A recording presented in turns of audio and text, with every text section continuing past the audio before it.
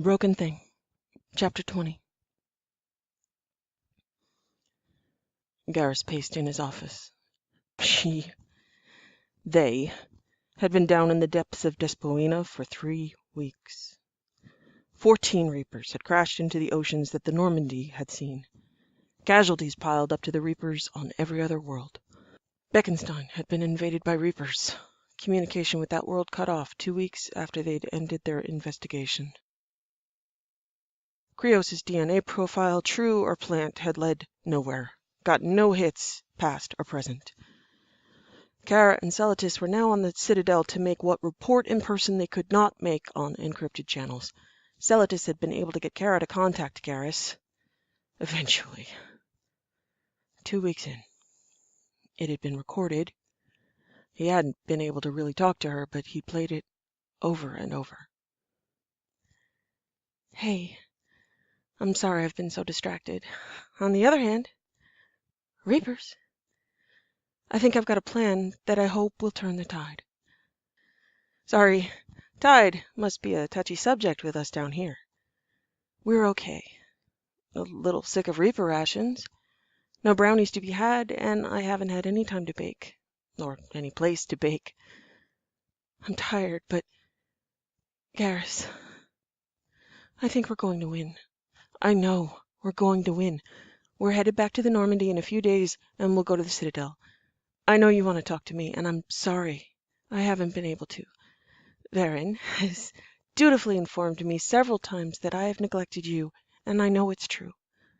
I apologize on behalf of humans for being such a trial to concerned Drell and Turians. I will be there. Not just for the Council. I'll be able to see you, just you and me, okay? I'll be on the Citadel in 1 week. I promised you I'd see you when I was on the Citadel, and I want to keep that promise. Not because I have to, because I want to. I want to thank you. I love you. I'll see you soon. She, Celotis, and Russ had come through the Citadel fully armed and armored. She was clearly no longer afraid of Krios, but also taking no chances with her potential safety, which was likely for Garrus's benefit. Garrus's hope was that Krios had been on Beckenstein and was now an unreported casualty. They all had bigger problems than Thane Krios now. Garrus had been steadied and calmed by Liara, by Russ, cautiously hopeful from the news coming from Despoina, if not the news from anywhere else. He'd focused, as they'd both asked, as his Ava had asked, on the protection of Palaven. Casualties were in numbers he could calculate but not absorb in their significance. Russ had been right. They were at war. Everyone had to sacrifice, give everything to the fight at hand. If she believed they were going to win, so did he. Maybe there would be an end to this.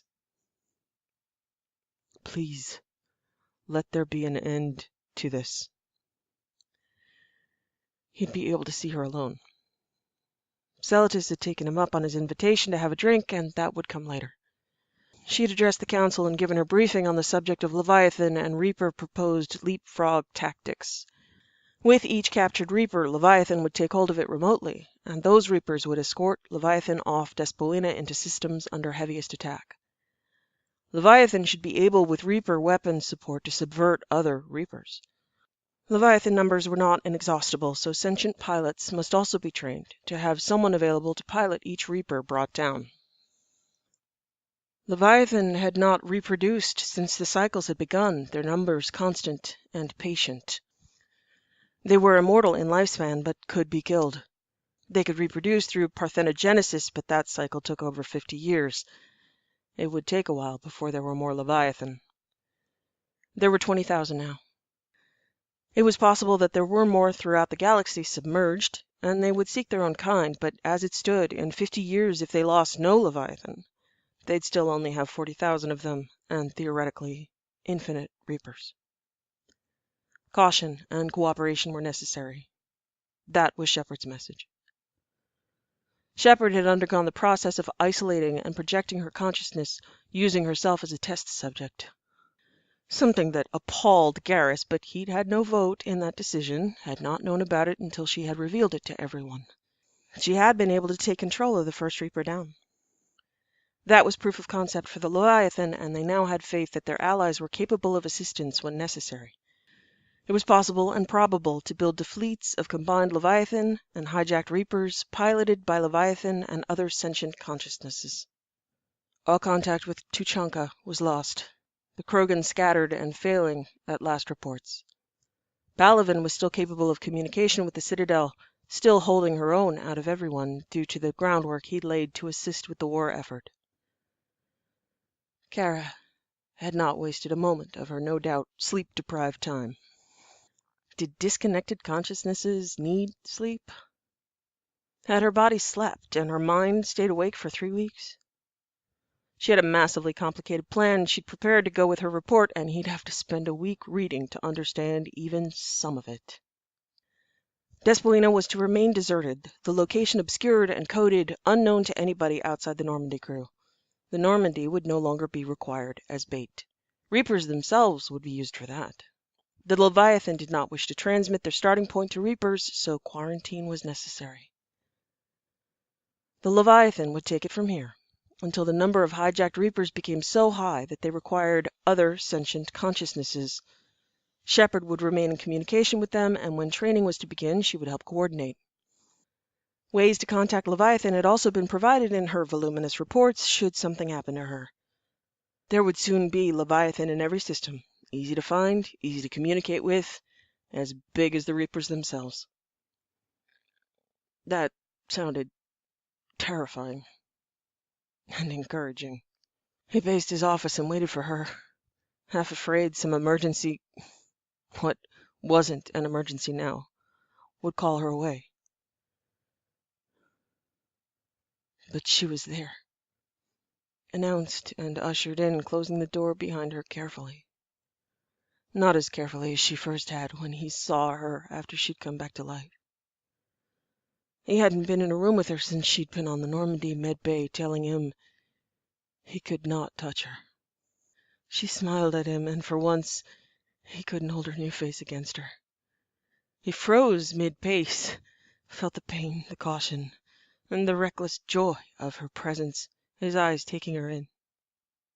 She took off at a run and threw her arms around him. She was still so small that it wasn't her weight, but the shock that made him sway, his arms held out to the side to avoid touching her. She didn't say anything, turned her head on his chest so her ear was pressed to be able to hear his heartbeat. She squeezed her arms around his waist. He closed his eyes and swallowed, brought his arms in and around, finally able to touch his bondmate, breathe in her scent.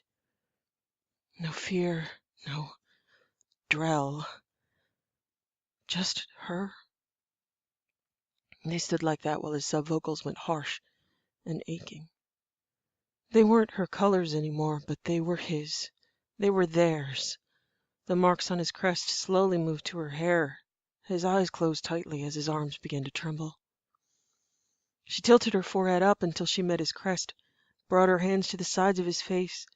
Her pinky slipped under the mandibles. She said softly, "Thank you for everything, for every time you've been alone with what you knew was right. For all the time you were alone in loving, not knowing you were loved. For all the times you were willing to run directly into danger. For all the lives you have saved. For representing the best of your people. For being someone and something to believe in. I have been in love with you for so long, and I wish so many good things for you. Of all the people that deserve happiness, Garrus Vicarian, I wish it for you the most. I am proudest of being the woman you chose to love. You deserved and deserve to know that you are loved by me, that in my mind you always stood out, you always glowed with all the potential you embodied in my life. He held her, his legs shaking, arms trembling. That was everything he wanted to hear, except what was missing was that they would be together. That was everything about their past, but spirits, it sounded like goodbye. He heard it. He knew it. I said, "You always did know how to make an entrance." I should have run away with you when I had the chance, Garrus. He wanted to say, "It's not too late," but he knew it was. They were going to win, and she was going to do something Shepard, and he couldn't stop her. She lifted her head, her violet eyes foreign but her scent. Her voice settled him, reassured him. It was her. He breathed her in deeply as she said, "I need you to do something. I need you to ask for that bunk. Now." His heart leaped as he said what he should have said years ago, words that might have saved her life, words that would have saved his mate, given them time together. "Ava, please. I need to be with you on your ship when you go do whatever it is you have planned." Permission granted to board. Now, Garrus, you need to go now. I wish I could explain, and I wish I could avoid all the bad days, but I can't. I've made a lot of mistakes, and I've lost a lot of time, and now there isn't much left. I wish I'd had more time. I wish I'd had more time with you. I wish all the time I'd had, or will have, could be spent with you. He thought about a sorry and blood, and none of that mattered now. She was here, in his arms. He had the bunk, and they had to go. She said, "I've learned a few things about free will, and I haven't asked you enough questions. I haven't given you enough choices. I haven't honored the choices you wanted to make, and I am so sorry. I got you what I thought you should want, what I thought was best for you. I didn't ask you. It was a mistake. It wasn't wasted, at least. My meaning well without doing good. My loss has been Palaven's gain. Take the Normandy. Bring her to Palaven. Let anybody from the Normandy go that wants to go to their home worlds to fight. Transportation is going to be difficult after today. Infrastructure will fail. Don't get caught out in a void with no way home. Go to your family. Tell Liara to go to Thessia. Tell only the Normandy crew and tell them they have to go now and quietly. I know you'll know what to do. I trust you, but I can't explain. I'm going to be gone soon. I only have time for one last question. If you had the choice, Garrus, when I'm gone, would you stay bonded to me or be free? If you fight for Palaven, if you're there and you're fighting for Turians, I will be gone, and you can't stop it, and you can't change it, and I can't explain, but you have to believe me. This is the only way. But I can do something for you. I can set you free of your bond. I can give you back to yourself. Turns out, ancient creatures can work small miracles, and I found one for you. I can't manage the larger miracle I want, the one I want for us. Once I gave you a job I thought you wanted, but you wanted me. I can't give you me, but I can give you back to yourself, reverse your bond to me. You'll have a choice again. Don't hold out hope, Garrus. I will be gone. But I won't do it unless you ask, because I've learned to ask you what you want. Far too late. But I've learned. I want you to fight, but not for me. I want you to fight on Palaven, but not for Palaven. Garrus, fight for yourself. She was crying, and he tipped up her chin. Suddenly, violet eyes were perfect. He asked her gently, "What did I tell you about protecting me?" She smiled. "Not to do it. Bad habit. This is my last chance, though. Give me a break this one last time. You should know, Garrus. You should know. If I can save you out of everyone, just you, it's all worth it. Everything that's happened, everything that will happen, it's worth it. You're worth it. Wherever I am, wherever I end up. If I've done that one thing, or tried, with everything I have." He shook his head. "Whatever you're going to do, and I believe you, I can't stop you. Never could. Leave me what I have of you. Leave me my bond, our bond, my marks, your mark, your blood, part of my body and mind, your color on my crest. Don't take yourself from me. I have a right to my bad choices and habits if you do. Thank you for the choice, but I stand by what I've done, who I am, what I want, who I want. I love you, Garrus Vigarian. I'm sorry for all the pain knowing me has brought you, but never for how much I love you. All those times I didn't answer you. I wish I had. I want the best for you. I should have been the best for you." "Say one more word about you not being the best, and I'm going to stop being understanding and start arguing with you. We can still do the afterlife thing." She paused, her eyes chaotic. She let out a half laugh and said, "No, we can't. I won't be having an afterlife. This honesty thing is hard." "You're so sure? No heaven for you?" "A life sentence, and an unending life. If there's an afterlife, you can't wait for me there either. I won't be arriving. I'm sure of it." "You're sure, but you can't explain?" "I can say that deals with ancient gods have clauses I can't escape. I had to make a deal." "You made a deal to save me and set me free so you could pay forever?" "Sounds like I can explain it if you're willing to believe. You might see me die. I won't I won't be dead.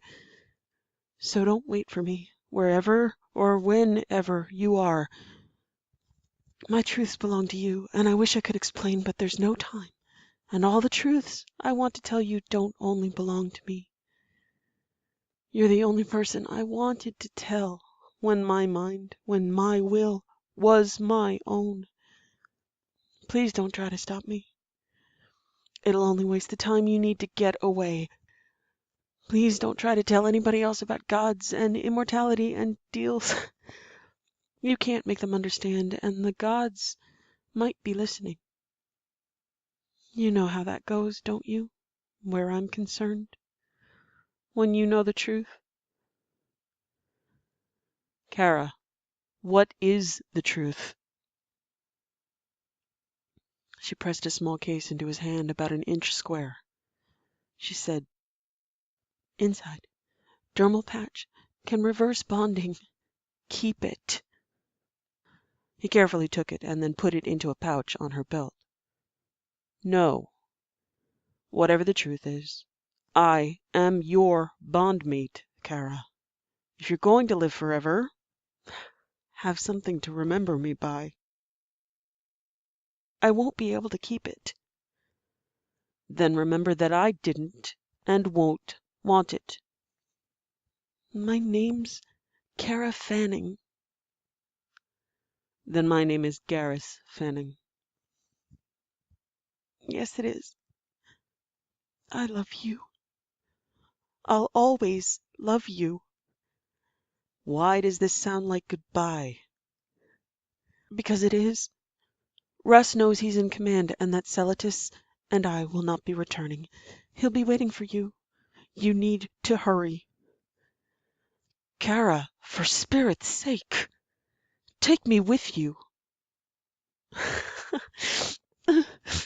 Garrus, I can't even take me with me. I'm only here to warn you. I refuse to believe you can't explain. I'll tell you a truth, and then you have to let me go. That didn't work out so well last time we did this. I guess that depends on your point of view, but you still get the truth you asked for. I'm still at the bottom of the ocean, Garrus. Still in the belly of a reaper. I'm probably never going to leave that reaper, and immortality is inside. I never left. Ancient gods that can control consciousness at a distance. They can create bodies. Given a sample, I'm not really here. Once my link here is broken, and it will be, and soon, all that will be left is a shell that looks like me. Don't remember me like that, or even like this. I fell in love with you, with green eyes and red hair and riotous freckles, and all the hope I could hold. Don't watch me die. Once you're gone, I'm gone. Maybe sooner. It's not under my control. And Celotus? He never left either. He's a shell? Yes. Is when you leave and what you say under his control? Yes and no. I'm me. I love you. That's what's true. He knows. He can't control or change that. He never could. I can't say some things because Leviathan won't allow it. I can't go with you because he won't allow it. You won't even have the shell of me. I tried, but no, that wasn't a deal I could arrange. It's complicated, expensive, and difficult. I wanted to save you, and I earned my chance to try. I still can't guarantee. Palavin isn't safe, but I can get you off the Citadel. You can't get to Despoina. You'll die. I won't be there for long. I might not be there now. I don't know where my body is anymore. Don't try to find me. Beyond this point, who I am is also not under my control. In this moment, I am free to love you. In all other moments, I will only be free to love him. I will not be allowed to hate. What you need to know is that I'll be okay. He won't make me suffer, or there's no point to certain forms of suffering anymore, and he won't allow them. I won't experience them. I will know you love me. I will know he loves me. I will know I'm loved by two extraordinary men. I will know I love you both, but that I will never see you again. I won't be able to act on harming him or hating him. It may not occur to me at all why I might think that way. I'll be safe and loved, and that's the price I would have paid either way. I've been allowed to do this for myself, for you. If I can't go with you, I'll stay until you have to go. I don't want you to watch me die, or to die yourself guarding a shell. And I didn't bond to you so I would miss out on any part of you that tried to find me. I'm staying. When you're gone, I'll remember you. Red hair and green eyes and hope. She smiled and said conspiratorially with her shepherd smile, "If it helps, he's deeply upset by how much I love you and always will be." He picked her up and pressed his crest to her forehead. Yeah, yeah, it helps. I'm proud to help upset him forever. Cara, fight for yourself. I will. I have some fights I've lost, but winning this one, seeing you, I won't disappear without you knowing what happened, or some of it. You'll know I'm gone. You'll know you're free. You'll know you're loved. You were loved. Always. Even, or especially, if it didn't seem that way.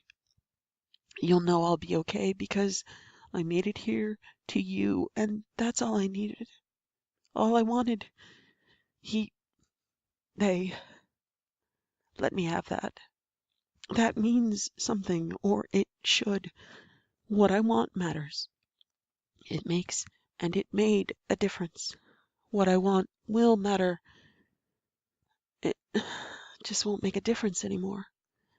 Everything else, and the war, everyone has the right to fight for themselves. That's all I can hope for, more than I can get for myself. I can't fight for them anymore. My fight is over. I love you. He leaned in to kiss her, and the moment his plate touched her lips, her body went limp in his arms. He'd thought that would happen. Time. Celadus. He lifted her higher in his arms, looked around his office. He couldn't bring anything with him but her. He did not have time, she'd made clear, but he did have clues. Celadus. He lifted her carefully until she was resting against his shoulder, as though she were sleeping. He keyed his Omni tool into tower security. Biometrics. Varen Celadus. Still here. With ancient gods in mind, and deals and far too little information, but her still warm in his arms, he left his office, ignoring everyone watching, ignoring everything else. He wouldn't waste the chance she'd given him. Or maybe he would, he didn't know. Celadus was waiting patiently and casually in the tower where the council met, on a bench, contemplating the flowers. He stood as Garrus approached. "Counselor, I'm afraid that there is no time for a drink. I'd kill you, but I'd have to put her down. That is the essence of the problem, is it not? Putting her down? My sympathies and my condolences. You are a good man, with the potential to save your people, with what she has given you. Potentially all peoples, if you are as she believes you to be. She is so often right." What she'd given him? The ability to remove bond? The chance to get off the station? What had she given him? Beyond love, beyond hope, beyond a chance to fight? Or was that what she had given him? What did she give me? Listen to her carefully as Shepard and not your bondmate. Listen to me, not as someone you wish to kill, someone you wish to hate, but as someone who can say what she was unable to tell you, if only because I am, in fact, untrustworthy. She made a deal with Leviathan in order to save you, and she will keep it. I made it in order to take her, and if I must make or break any or every deal to achieve that, I will.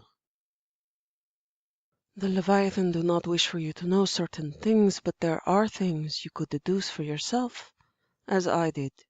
Even if you knew them as I do, you can only make the choice for yourself, not for all other sentient creatures.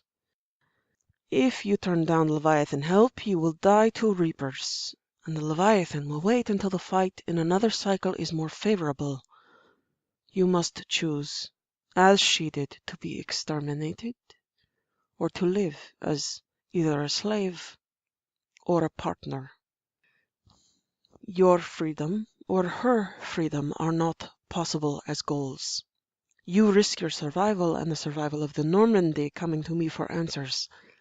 Let me give you information you can use, as you will leave with nothing else but the loss of her, heavy in your arms. I will tell you some of what is planned, but I do not know what will happen beyond that. That lies in the future, where you will be dead, and she and I will be beyond the reach of even the gods. The Citadel will be gone soon, Counselor. As a link to Reaper technology as a trap, it must be eliminated, broken down to its atomic components, and scattered.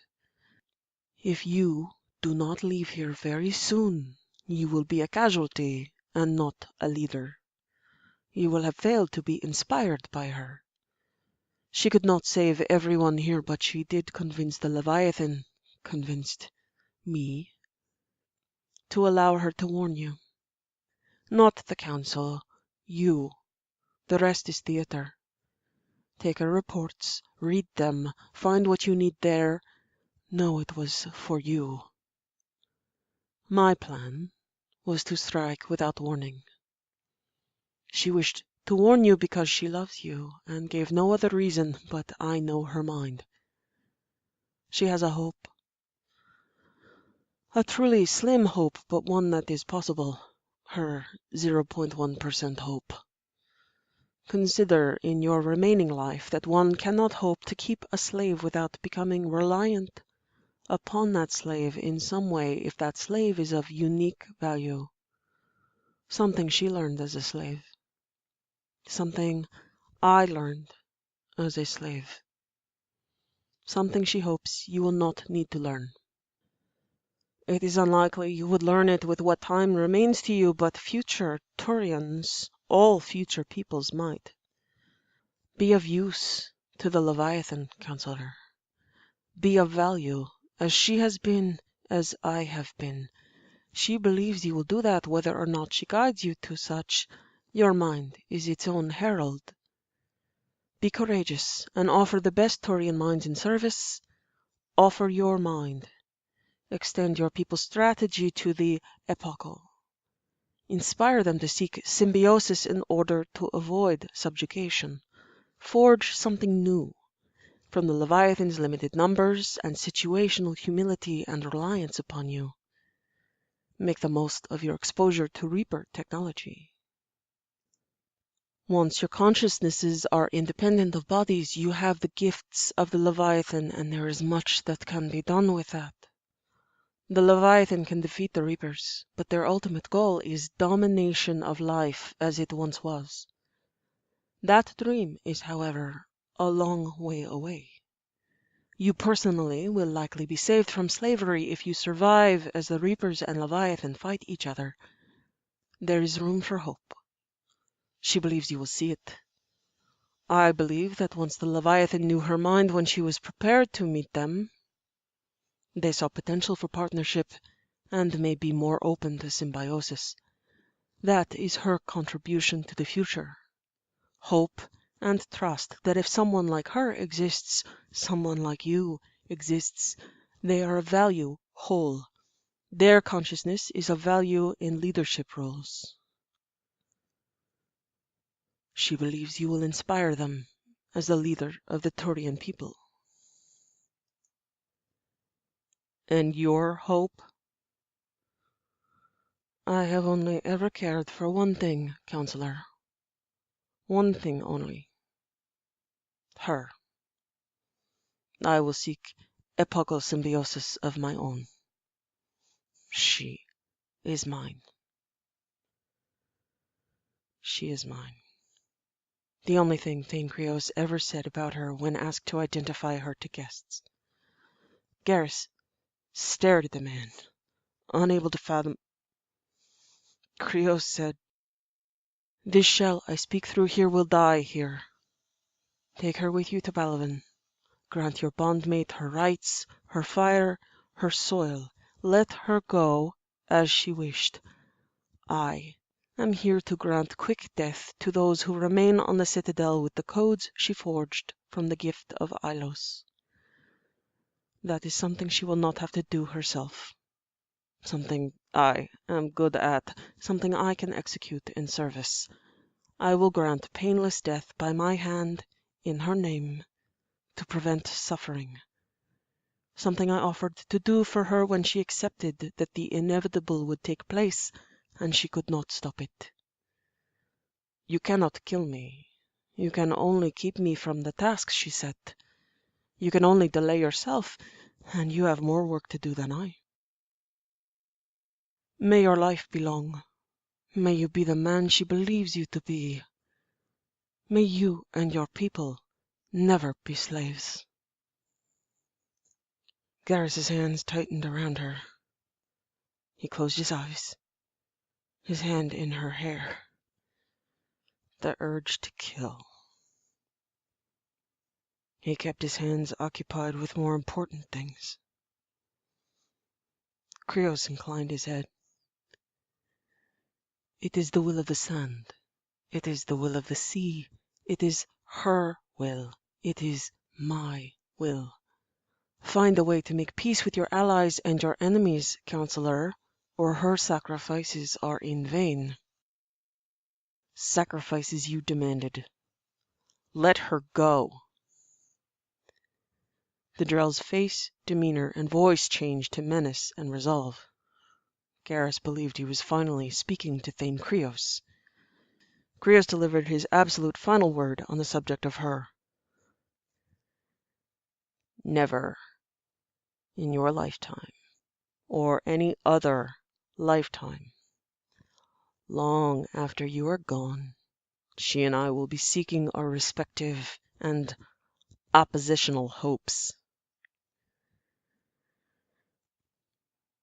Garrus held her tighter for a moment and defied that resolve, if only momentarily.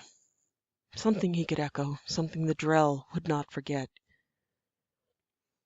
"She said I make you deeply upset." "Yes, you have. You will. You and your bondmate will be at peace with each other. I will never be at peace. I accept that as the price of belonging to her. Take care of her. Build her the best damned library in existence." "I will. Be assured I would have, regardless of you asking. You have no reason to trust me, nor should you, but here, I have no reason to lie to you. I have chosen to love her. I am aware this is not love by her definition or by yours, and perhaps what I bear for her has no name. I do, and will, honor her for who she is. She will have all the knowledge of all the cycles of the Reapers to study, and eternity to learn it. I know her mind. I know her desires. I stole them, but I can fulfill many and most, except those that have to do with you and those that demand she sacrifice herself in each moment for anyone or anything other than herself. I promise you, her martyrdom will have no outlet or opportunity beyond my company. She will be safe from Leviathan, from Reapers, from herself. Had you taken the chance to reverse your bond, I would have perhaps asked her to forget you as you had forgotten her. Unfortunate for me, but it has been that way since I first saw green eyes and changed them to my own liking. Or believed I did. Believe her words when she tells you there is no cause for her to suffer beyond the loss of you. I will not ask it of her. I will remember that you asked. That is the man she loves, the man I deprived of her. I owe it to you and to her to remember care for her in each moment. She will be displeased if her sacrifice ends in your death, because I cannot convince you to turn aside from fruitless vengeance. She expects more of us both, and we must deliver despite our wishes on the subject. We must be extraordinary men for her, as she has always been an extraordinary woman for us. Go. Now, Garrus Fanning.